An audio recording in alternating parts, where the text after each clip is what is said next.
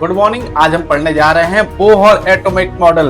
सबसे important topic है class 11th के लिए, इसको मिस मत करिए। तो शुरू करते हैं आज का वीडियो।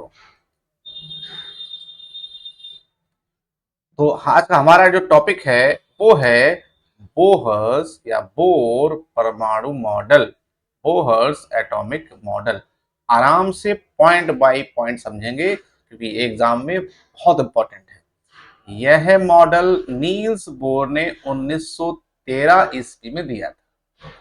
यह मॉडल रदरफोर्ड एटॉमिक मॉडल की कमियों को दूर करने के लिए प्रस्तावित किया गया था। रदरफोर्ड की मॉडल की कुछ कमियां थी, जिनको नहीं पता है पहले पुरानी वाली वीडियो रदरफोर्ड एटॉमिक मॉडल पढ़ लीजिए, देख लीजिए वीडियो जो प्लेलिस्ट में पड़ी हुई है। बोहर ने बताया कि इलेक्ट्रॉन नाभिक की चारों ओर निश्चित ऊर्जा स्तर एनर्जी लेवल्स में घूमते हैं। ठीक है, अब इसके बारे में बिल्कुल डिटेल से पढ़ते हैं। ठीक है, बोर्स मॉडल की मुख्य सिद्धांत क्या है, कि मुख्य सिद्धांत क्या है, पोस्टुलेट्स क्या है। पहला, स्थिर कक्षाएं, स्टेबल ऑर्बिट्स। वीडियो को लास्ट तक देखिएगा, पूरे पॉइंट एक एक पॉइंट बहुत इंपॉर्टेंट है। इलेक्ट्रॉन नाभिक के चारों ओर निश्चित कक्षाओं में ऑर्बिट में घूमते हैं, यानी जो कक्षाएं हैं वो निश्चित हैं। इलेक्ट्रॉन नाभिक की ओर एक निश्चित कक्षा में गति करते हैं। पहला पॉइंट यही है। इन कक्षाओं में घूमते समय इलेक्ट्रॉन ऊर्जा का उत्सर्जन नहीं करते हैं। रदरफोर्ड ने यही बताया था कि इलेक्ट्रॉन जब मूवमेंट करते हैं तो ऊर्जा का उत्सर्जन करते हैं, जबकि बोर्स ने बताया ऐसा कुछ भी नहीं है, ये ऊर्जा का उत्सर्जन नहीं करते हैं। फिर सवाल ये आया ये चलते कैसे हैं, तो उन्होंने बताया अभिकेंद्र बल के कारण ये चल पाते हैं। चलिए, दूसरा पॉइंट क्या है, ऊर्जा स्तर एनर्जी लेवल्स। प्रत्येक कक्षा की निश्चित ऊर्जा फिक्स एनर्जी होती है। इन कक्षाओं को शेल्स कहा जाता है, यानी कोश कहा जाता है। यानी शेल के को हम एक दिखाते हैं, यानी एन मुख्य क्वांटम संख्या, इसके बारे में डिस्कस करेंगे क्वांटम संख्या के बारे में। एल को हम 2 से दिखाते हैं, एम को 3 नंबर और एन को 4 नंबर से शो करते हैं, जहां पर एन क्या है, प्रिंसिपल क्वांटम नंबर, यानी मुख्य क्वांटम संख्या। क्वांटम संख्याओं की एक अलग से वीडियो मैं इसके बाद ही बनाने वाला हूं, तो उसका वेट कीजिए और लाइक शेयर सब्सक्राइब जरूर कर लें, जिससे वो वीडियो आपको तुरंत मिल सके। इलेक्ट्रॉन का ऊर्जा परिवर्तन, तीसरा पॉइंट क्या है, जब इलेक्ट्रॉन उच्च ऊर्जा स्तर से निम्न ऊर्जा स्तर में आता है, बहुत इंपॉर्टेंट पार्ट है ये, उच्च ऊर्जा स्तर से निम्न ऊर्जा स्तर पर आता है तो ऊर्जा उत्सर्जित होती है। समझा देता हूं थोड़ा सा डिफाइन करके। मान लीजिए ये कई सारे ऊर्जा शेल्स हैं और ये आपका है नाभिक। अगर 3 से 1 पर ये जंप करेगा उच्च ऊर्जा से निम्न ऊर्जा स्तर में, तो ये वाला इलेक्ट्रॉन जो जब मूव कर रहा है यहां से यहां की ओर, तो ऊर्जा क्या करेगा, निर्मुक्त करेगा, ऊर्जा उत्सर्जित करेगा। ठीक है, ऊर्जा उत्सर्जित करेगा। अब आगे देखते हैं, दूसरा पॉइंट पढ़ते हैं। निम्न ऊर्जा स्तर से उच्च ऊर्जा स्तर पर जाता है, उसे ऊर्जा की आवश्यकता होती है, मतलब ऊर्जा अवशोषित करेगा। ऐसे ही अगर पहले पॉइंट में कोई इलेक्ट्रॉन है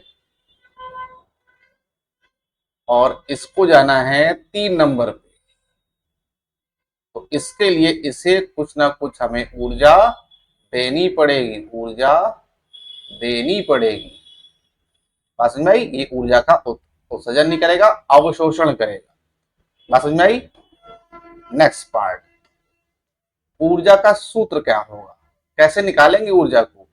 ऊर्जा का अंतर इस प्रकार दिया जाता है, delta equal to E2 minus E1 बराबर एच न्यू। एच क्या है, प्लांक कांस्टेंट होता है, और न्यू क्या होता है, फ्रीक्वेंसी, आवृत्ति होती है। यह सिद्धांत प्लांक क्वांटम थ्योरी पर आधारित है। ठीक है, नेक्स्ट इंपॉर्टेंट, कक्षा की त्रिज्या कैसे निकालते हैं। कक्षा की त्रिज्या निकालने के लिए हाइड्रोजन एटम के लिए ये वैल्यू होती है R N equal to N square A nought, N square A nought. अब ये ए नॉट की वैल्यू कितनी होती है, वो फिक्स होती है, इसे बोर रेडियस कहते हैं, जो कि है 0.529।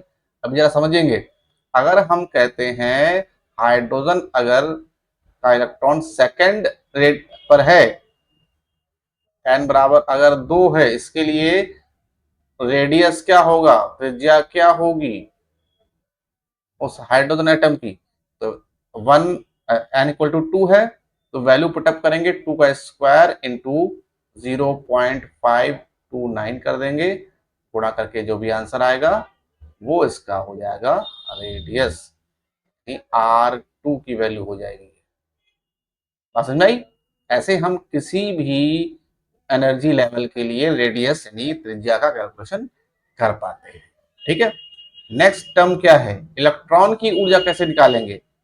अब ये रेडियस निकाला था, अब क्या निकालेंगे, ऊर्जा कैसे निकालेंगे, तो उसका फॉर्मूला होता है हाइड्रोजन एटम में इलेक्ट्रॉन की ऊर्जा E N equal to -13.6 upon N square E V, यानी अगर n बराबर 2 के लिए हमें ऊर्जा निकालना हो, यानी E2 की वैल्यू चाहिए, तो वैल्यू आएगी 13.6 अपॉन एन स्क्वायर, मतलब 2 का स्क्वायर मतलब 4 इलेक्ट्रॉन वोल्ट हो जाएगा। कैलकुलेट कर लेंगे, आसानी से हम वैल्यू निकाल पाएंगे।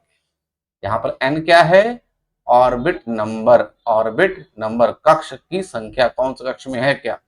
ठीक है, अब ये तो था आपका बोहर एटॉमिक मॉडल।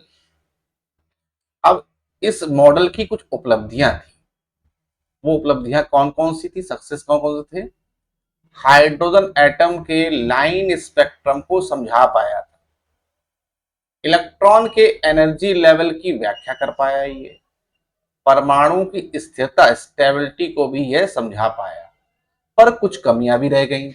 वो कमियां कौन कौन सी हैं, limitations of Bohr atomic model क्या क्या है। पहला पॉइंट यह है केवल हाइड्रोजन और हाइड्रोजन लाइक एटम्स पर ही लागू होता है, बड़े परमाणु पर लागू नहीं कर पाया। ये मल्टी इलेक्ट्रॉन्स एटम को एक्सप्लेन नहीं कर पाया, जिसमें बहुत सारे इलेक्ट्रॉन है उसको समझा नहीं पाया। जीमैन इफेक्ट और स्टार्क इफेक्ट को भी नहीं समझा पाया। इलेक्ट्रॉन के वेव नेचर को भी समझा नहीं पाया, एक किरण के रूप में ही पाया था, इसको नहीं समझा पाया। इसी कारण से बाद में एर्विन श्रोडिंगर ने quantum mechanical model of atom दिया, जो आज भी चल रहा है। हाइड्रोजन एटम की एनर्जी लेवल, ये आपको हमेशा लर्न होनी चाहिए, क्वेश्चन इसी से ही आते हैं, डायरेक्ट आंसर मिल जाते हैं। अगर n इक्वल टू 1 होगा तो वैल्यू कितनी आएगी, -13.6, 2 होगा तो -3.4, ईवी इसका यूनिट होगा इलेक्ट्रॉन वोल्ट। ठीक है, 3 पे कितना होगा, -1.51, 4 में कितना होगा, -0.85 इलेक्ट्रॉन वोल्ट। इंपॉर्टेंट पॉइंट कौन कौन से हैं जो एग्जाम के लिए आते हैं हर बार, इसको मैं ग्रीन से शो कर देता हूं। इंपॉर्टेंट पॉइंट्स, पहला, इलेक्ट्रॉन फिक्स्ड ऑर्बिट में घूमता है, हर ऑर्बिट की फिक्स्ड एनर्जी होती है, energy change equal to photon emission या एब्जॉर्प्शन, या ऊर्जा लेगा या ऊर्जा उत्सर्जित करेगा, और n क्या है, प्रिंसिपल क्वांटम नंबर। तो कितनी आसानी से हमने बोहर एटॉमिक मॉडल को समझ लिया है।